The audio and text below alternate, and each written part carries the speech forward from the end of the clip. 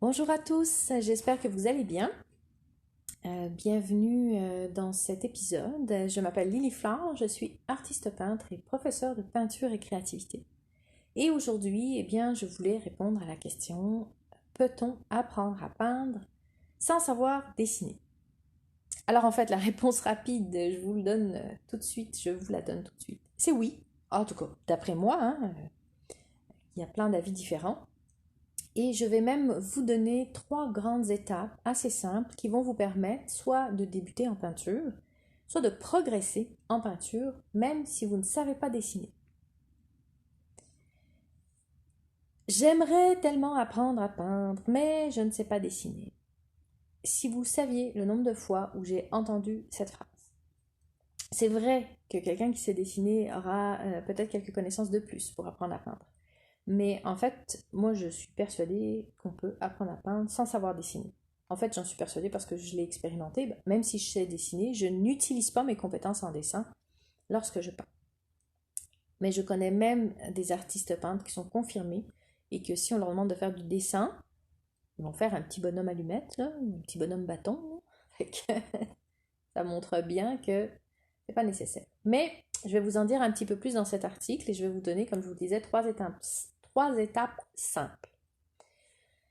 Avant de rentrer dans ces étapes, de rentrer dans les détails, je voulais vous rappeler pour ceux qui ne le savent pas que j'ai un site web lilyflore.ca avec un blog où vous allez retrouver énormément d'informations. D'ailleurs, cet épisode de podcast est également sous forme d'articles écrits. Donc si vous voulez le lire plutôt que l'écouter ou le lire et l'écouter, eh bien vous allez le retrouver sur mon site web lilyflore.ca. Si vous vous inscrivez sur ma liste d'envoi sur ce site web, vous aurez également des mises à jour gratuites, c'est-à-dire que je vais vous envoyer régulièrement les derniers articles, les derniers podcasts que j'ai faits. Et vous avez même des petits cadeaux, des vidéos gratuites, un e-book gratuit. Allez voir tout ça sur lilyflore.ca, ça nous permet de rester en contact. Alors, notre sujet du jour, apprendre à peindre sans savoir dessiner. Est-ce que c'est possible? Alors je vous l'ai dit déjà, oui. Mais maintenant, comment on fait? Je vous propose trois grandes étapes simples pour commencer.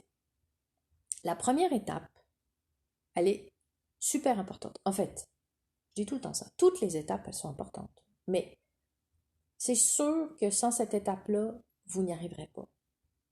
Cette étape, c'est de détruire les mythes qui vous bloquent et vous empêchent d'apprendre à peindre. Les mythes ou les croyances, hein, pas les mythes, pas les boules à mythes, hein, pas les petites bébêtes là. Détruire les mythes qui nous bloquent et qui nous empêchent d'apprendre à peindre. Ça se résume très bien dans la citation de Mark Twain que j'aime beaucoup, qui dit: ils ne savaient pas que c'était impossible, alors ils l'ont fait. Autrement dit, si quelqu'un leur avait dit que c'était impossible, ils auraient peut-être même pas essayé. Mais comme ils savaient pas que c'était impossible, ils l'ont fait. J'adore cette citation, je la trouve absolument géniale. Donc, dans cette étape 1, je vais vous parler de deux mythes qu'il va falloir enlever de votre esprit, là, parce que sinon, vous n'y arriverez pas, c'est sûr. Alors, le premier mythe qui vous empêche en général d'apprendre à peindre. Il est assez terrible, mais avant que je vous en parle, j'aimerais vous prévenir. Il faut que vous soyez vraiment sûr que vous voulez l'entendre. Parce qu'une fois que vous l'aurez entendu, ça sera impossible pour vous de revenir en arrière. Vous ne pourrez plus l'utiliser comme excuse parce que voilà, ça serait plus un mythe, là. Je vous l'aurais dit, puis vous ne pourrez plus l'enlever de votre tête. Fait que soyez bien sûr que vous voulez l'entendre. Plus d'excuses. Fini. Alors ce mythe, ça se résume en une phrase qui est assez... vous allez voir. Cette phrase, c'est: tu es chanceuse, toi. Tu as du talent. La première fois que je l'ai entendue, cette phrase, elle sortait de ma propre bouche. J'avais 14 ans. Je la disais à ma mère qui était très très douée en dessin et en peinture.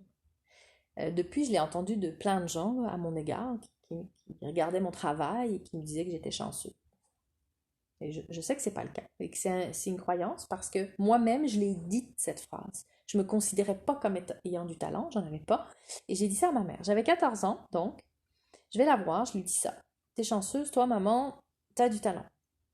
Elle me dit, écoute, quand j'étais plus jeune, j'ai une amie qui m'a dit exactement la même chose.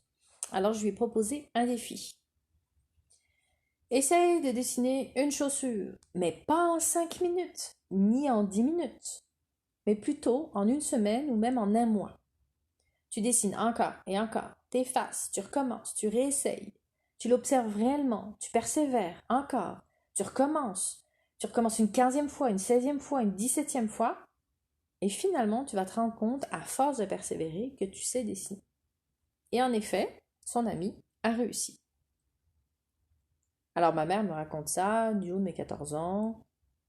J'étais quand même assez étonnée, parce que pour moi, c'était évident que quelqu'un qui sait dessiner, c'est quelqu'un qui a du talent. Point barre. Il y avait genre aucune discussion possible.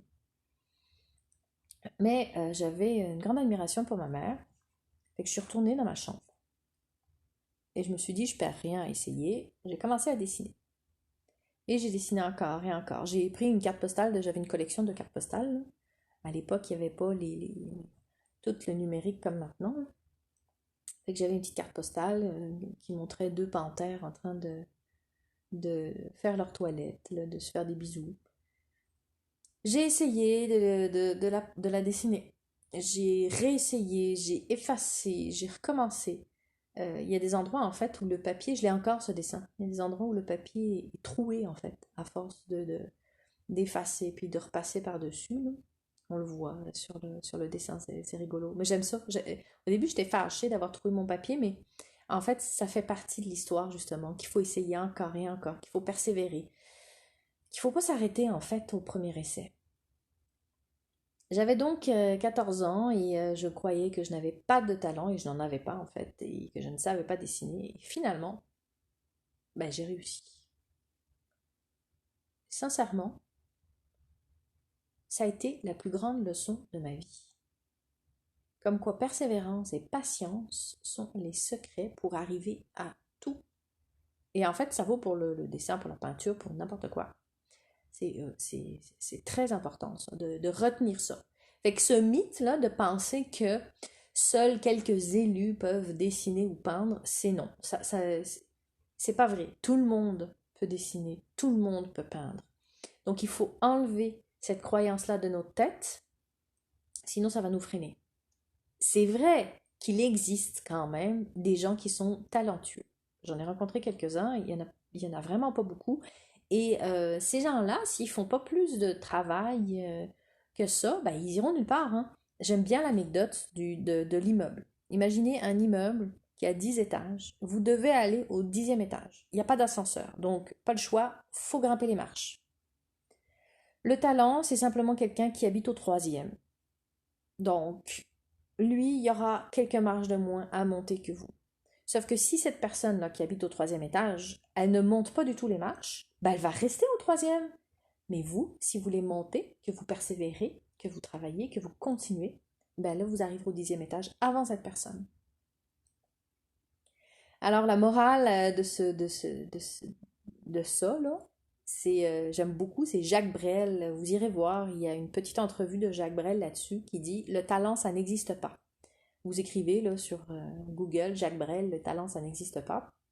Et il dit, ou alors, c'est l'envie de faire quelque chose qui nous pousse à travailler. C'est la sueur, c'est le travail, c'est la persévérance. Si le talent existe, c'est ça. Je trouve ça vraiment intéressant de la part de Jacques Brel, un très très grand chanteur. Donc voilà, donc premier mythe, le talent, ça n'existe pas. Faut arrêter de penser qu'il y a des gens qui sont plus chanceux que d'autres. Il y en a, c'est un raccourci de dire que ça n'existe pas du tout. Il y en a quelques-uns qui vont l'avoir, mais c'est pas ça qui fait réussir à dessiner ou à peindre. Le deuxième mythe qui dit qu'il faut savoir dessiner pour savoir peindre. Alors celui-là, il est assez facile à détruire, on va dire.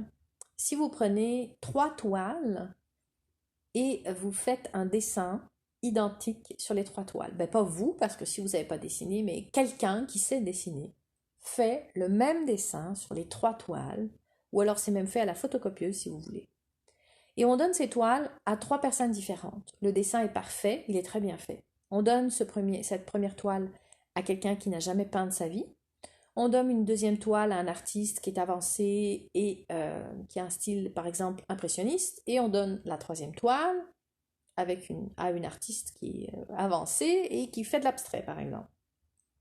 Eh bien, vous allez vous rendre compte que même si le dessin est parfait et identique, vous allez avoir 3 toiles complètement différentes. Parce que chaque artiste va interpréter le dessin à sa façon, puis avec ses connaissances de la peinture, il va le traiter différemment. Donc, savoir dessiner ou pas, ça ne changera pas vraiment grand-chose à l'exercice. La morale, j'aime bien dire la morale. Peindre et dessiner, c'est 2 choses vraiment différentes. Vous pouvez être nul en dessin et progresser quand même assez vite en peinture. Par contre, c'est sûr qu'il y a des apprentissages qui sont communs entre dessin et peinture et qui pourraient aider quelqu'un qui sait dessiner. Ça pourrait l'aider, mais c'est pas nécessaire. C'est pas dans la tenue du crayon, mais c'est plus dans des connaissances théoriques de base, on va dire, des connaissances techniques de base. Ce qui nous amène à l'étape 2. Souvenez-vous, l'étape 1, c'était vraiment qu'il faut détruire les mythes, donc les 2 mythes que je vous ai proposés. L'étape 2, c'est de croire que pour savoir dessiner, il faut apprendre beaucoup de techniques. Donc là encore, ça aurait pu être dans les mythes aussi, mais c'est pas ça. Pour vous montrer ça, je vais, pour vous montrer que ce n'est pas nécessaire de connaître 3000 techniques pour savoir dessiner, je vais vous proposer 2 petits exercices. Le premier exercice, prenez un papier et un crayon, et là, comme ça, rapidement, faites une petite fleur. Et je parierais que vous avez dessiné, comme moi je l'aurais fait il y a quelque temps, une petite fleur avec genre un petit rond au centre et puis 4-5 petits pétales autour. Mais en faisant ça, vous avez dessiné avec votre tête. Vous avez pensé fleur et vous avez dessiné votre pensée. Alors qu'en fait, ce qu'il faut faire quand vous faites cet exercice-là, c'est de prendre une image de fleur assez simple, un iris par exemple, sur le net ou dans votre appareil photo. Vous la mettez en noir et blanc, c'est pas obligé, mais ça aide parce que ça facilite le processus. Et vous essayez de la dessiner en la regardant. Vous l'observez attentivement. Ben, vous allez vous rendre compte que même si vous êtes nul en dessin, votre dessin que vous avez fait en observant une image de référence va être plus intéressant que la petite fleur faite d'après une idée dans votre tête. Et que ça, c'est vraiment intéressant à faire comme exercice. Un autre exercice qui est intéressant pour se rendre compte qu'il n'y a pas besoin de tant de techniques que ça pour savoir dessiner, c'est de prendre une image relativement simple et de la mettre à l'envers, et de la regarder à l'envers et de la dessiner à l'envers. Dans le fond, ce qu'il faut faire avec cet exercice-là, c'est suivre les contours. Vous pouvez même suivre les contours avec votre doigt, les lignes, les formes avec votre doigt, puis les retracer sur votre feuille. Pourquoi c'est intéressant cet exercice-là? C'est parce que ça vous montre à quel point ça va, comment dire, je recommence, ça va faire que votre cerveau ne reconnaît, même s'il reconnaît un peu l'image, il ne peut pas se mettre à vous imposer des idées ou des concepts. Ah, dessine un chapeau, dessine une maison. Parce que là, c'est à l'envers. Fait que votre cerveau est un peu dérangé par le fait que c'est à l'envers. Et donc, votre œil peut plus facilement voir les lignes, les formes, les espaces, les répétitions. Donc, être beaucoup plus dans l'observation. Très intéressant à faire comme exercice.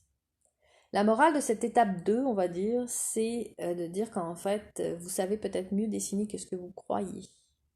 Parce qu'en fait, le dessin, c'est pas une question de maîtrise du crayon, mais c'est une question d'avoir le sens de l'observation. Donc ça, c'est un peu la conclusion de l'étape 2, en fait. On croit qu'il faut 15 000 techniques pour pouvoir être bon en dessin, et ce n'est pas le cas. Alors l'étape 3,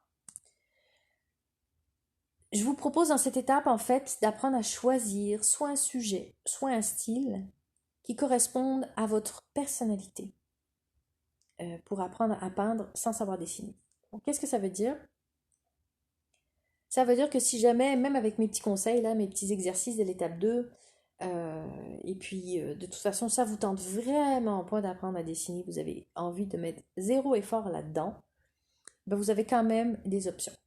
La première option, c'est de choisir un style qui n'est pas réaliste.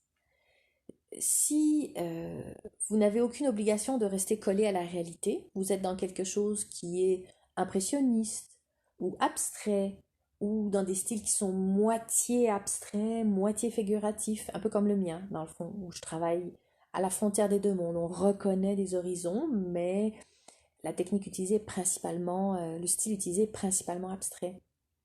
Vous avez dans cette catégorie-là des artistes comme Klimt, Modigliani. C'est vraiment des choses qui sont entre les deux, en fait. On reconnaît certains éléments de la figuration, mais il y a beaucoup d'abstraction. Alors dans ces cas-là, savoir tenir un crayon, ça ne vous servira pas à grand-chose. Par contre, ce qui vous servira, on revient un petit peu à ce qu'on avait dit dans l'étape 2, ça va être d'observer. Par exemple, observer des artistes qui travaillent dans ce genre de style-là, entre les deux. Prenez un style qui vous intéresse, par exemple, et apprenez la façon d'utiliser les couleurs de cet artiste. Essayez de comprendre le travail des contrastes que cet artiste utilise. Essayez-vous à la façon de jouer dans la lumière de cet artiste. Essayez d'imiter une des compositions de cet artiste. Dans le fond, observez tout ce qui est utilisé par l'artiste en termes de couleurs, de gestes, de formes, de composition, de matière, de lumière, qui lui permet d'arriver à ses œuvres. Et ça vous aidera vraiment bien plus que d'apprendre à dessiner. Alors la deuxième option, la première option c'était de choisir un style qui n'est pas réaliste. Mais l'option 2, c'est si jamais le réalisme vous intéresse. Vous avez vraiment envie de peindre quelque chose de réaliste, mais vous n'avez pas envie d'apprendre à dessiner et vous n'avez pas envie de savoir dessiner. Bref, le dessin, non. Il y a des techniques pour ça, pour vous affranchir du dessin. Moi, par exemple, je les ai utilisées, il y a 3 techniques que je vais vous dire à l'instant. Je les ai utilisées les 3 pendant un temps où je faisais des œuvres, des animaux réalistes, avec des paysages en surimpression, mais j'avais besoin que l'animal ressemble à un vrai animal. Mais même si je savais dessiner, pour moi, le dessin et la peinture, c'est 2 choses différentes. Quand je veux me mettre à dessiner, je dessine. Quand je veux me mettre à peindre, je peins. Et là, je voulais peindre et je me retrouvais à devoir faire le dessin sur ma toile. Et j'aimais pas ça. Et ça ne marchait pas. Ça m'énervait. Bref, fait que j'ai cherché les techniques. La première technique que j'ai utilisée pas longtemps, et je vais pas m'attarder dessus, parce que je ne l'utilise plus du tout maintenant, et c'est parce que c'est une technique qui, pour moi, me demande de faire des maths, entre guillemets, là, et ça brouille complètement ma créativité, puis ça me bloque. Mais je vais quand même vous dire c'est quoi, vous donner une petite explication rapide. C'est la technique du quadrillage, ou la technique, certains l'appellent des mises en carreau. Le principe, c'est que vous avez votre photo de référence qui est imprimée à côté de vous, et par exemple, vous faites 2 lignes horizontales et 2 lignes verticales dessus, ce qui fait que vous allez obtenir 9 cadres qui sont sur la photo de référence. Vous prenez votre toile, qui peut même être plus grande, et vous faites également 2 lignes horizontales et 2 lignes verticales sur votre toile, et vous avez à nouveau 9 cadres aussi, c'est juste qu'ils n'ont pas les mêmes proportions. Ensuite, il vous suffit de regarder sur votre photo de référence où est-ce qu'il y a des croisements entre votre dessin et les cadres. Par exemple, si dans le cadre supérieur gauche, vous avez une ligne de l'oreille du tigre qui passe à 1/3 du cadre et qui revient sur la ligne horizontale à 1/2, ben vous prenez, vous mettez votre petit point à un tiers du cadre, un endroit, un demi sur la ligne horizontale et vous tracez votre raie.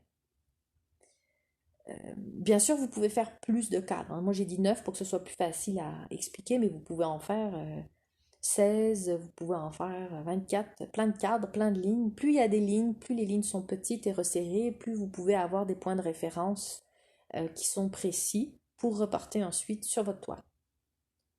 Sauf que comme je vous le disais, ben moi, ça me met dans des maths, je suis un tiers, je suis un demi, je suis machin, un truc, et ça me bloquait. Donc, moi, je ne l'utilise pas. Alors, je vais vous parler d'autres solutions qui ne demandent pas de faire des maths. La première solution, elle est toute simple, c'est de décalquer votre dessin. Décalquer, ça veut dire quoi? Il n'y a pas tout le monde qui sait, c'est vraiment avoir un papier transparent, on le met sur notre photo de référence, imprimé à la bonne taille, on repasse les traits avec un papier calque, ensuite on va le déposer sur notre toile, puis on va repasser les traits dans l'autre sens, puis ça va décalquer, ça va reporter le dessin. On peut aussi utiliser du papier carbone, ça revient à peu près au même. Alors, il y en a qui vont dire que c'est de la triche. Eh bien, vous les laissez dire. On revient encore à l'histoire de la maîtrise technique. Si la peinture c'était de la maîtrise technique du dessin, ben on dirait pas artiste, on dirait artisane ou technicienne. Donc c'est exactement comme je vous disais tantôt, là, si vous donnez un dessin parfait à quelqu'un qui est complètement débutant en peinture, et ce sera pas très beau ce qu'il fera comme toile, hein. Donc c'est la peinture qui compte. Dernière option que je connais, le projecteur. C'est encore plus simple, je trouve. Ben, en fait, le papier calque, c'est vraiment intéressant pour des petits formats parce que si vous imprimez et que c'est la même taille que votre toile, ben, c'est parfait. Le projecteur, si vous avez une plus grande toile, ben, ça va être très cool pour projeter votre photo sur votre toile. Attention quand vous le faites à ce que votre toile soit bien parfaitement verticale parce que s'il y a un petit angle qu'elle est penchée, ça va déformer le dessin. Alors là encore, il y en a qui vont dire que c'est de la triche. Ben moi, je leur dis que Vermeer, quand il a fait la toile, la jeune fille à la perle, ben il a utilisé un projecteur. Donc non, c'est pas de la triche. C'est une technique, hein, et l'art ne se résume pas à une technique. Il y a tout ce que vous faites passer dans votre toile aussi. Donc voilà. Alors, en résumé, on arrive un peu tranquillement à la fin de cet épisode. En résumé, apprendre à peindre sans savoir dessiner. 3 grandes étapes. Première étape, il est essentiel d'arrêter de vous bloquer à cause de croyances erronées. On appelle ça les croyances limitantes. On pense quelque chose, oh, j'arriverai jamais à peindre car je ne sais pas dessiner. Ben vous savez quoi? Si vous dites ça et que vous le pensez, ben c'est vrai, vous n'y arriverez pas. Parce que vous vous auto-bloquez. Vous vous mettez vous-même des bâtons dans les roues. Donc la première étape, c'est d'arrêter ça tout de suite, de croire ces mythes-là. C'est pas parce que vous ne savez pas dessiner que vous ne saurez pas peindre. Pas de rapport. La deuxième étape. Amusez-vous avec votre crayon, avec les petits exercices que je vous ai proposés, pour vous rendre compte que finalement, le dessin, c'est plutôt une question d'observation et de patience. C'est pas une question technique. Oui, il y a des questions techniques quand on veut aller plus loin, mais quand on veut faire de la peinture et qu'on veut juste la base, on a juste besoin d'observation et de patience. C'est tout. On n'a pas besoin d'être un maître en dessin. La troisième étape, apprenez à vous connaître en choisissant un style ou un sujet, ou les deux, qui ne vous découragera pas. Et si vous avez besoin d'outils pour vous aider, n'hésitez pas à les utiliser. Ce n'est pas de la triche. Alors pour finir, je voulais, en plus de ces 3 petites étapes, répondre à la question, mais pourquoi tout le monde pense qu'il faut savoir dessiner pour apprendre à peindre? Bah déjà, première chose, l'ancienne école de la peinture s'était vraiment centrée sur la reproduction de la réalité, sur le portrait. La peinture très académique, du réalisme.